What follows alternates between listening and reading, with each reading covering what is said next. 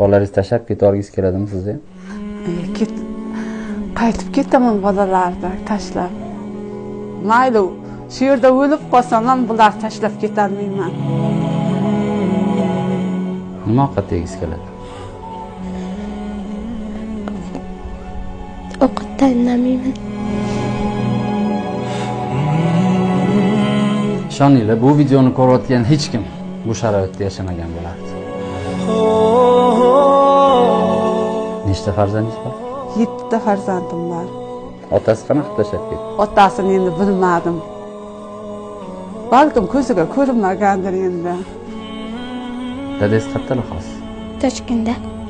Qachon ko'rdingiz oxir marta? Islom.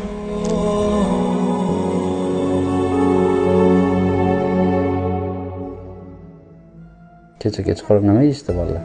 Kechama qo'ri non bilan choy, to'g'risi. Qancha vaqt och qolgansiz?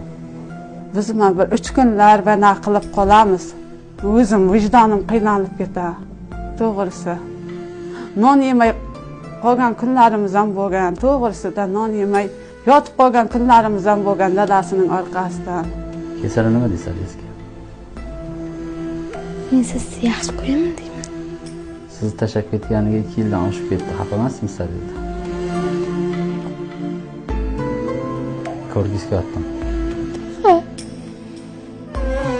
2,5 yil bo'ldi. Mana yo'q, meniki xabarim olmay, nima bo'ldilaring ham demaydi. Mana bu bular uchun oshxona. Mana bu yoqni keling ko'rsatamiz. Mana bu yerda ovqat pishirishadi.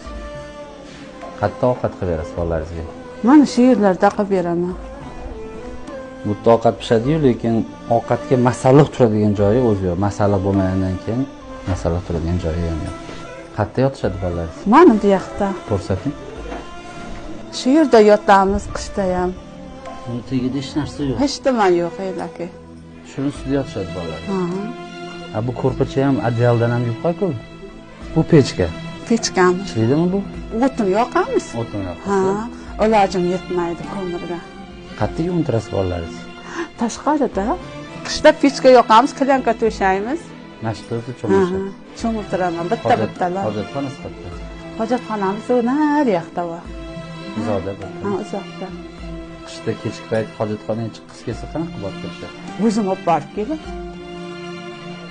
To'g'ri, bu oilaning boquvchisi bor. U boquvchisi bor degan nomi bor faqat. U boquvchi bularni tashlab ketganiga 2,5 yil bo'ldi. Kelinglar birlashib shu oilaning farzandlari uchun yordam berdik. Shu oilaning farzandlarini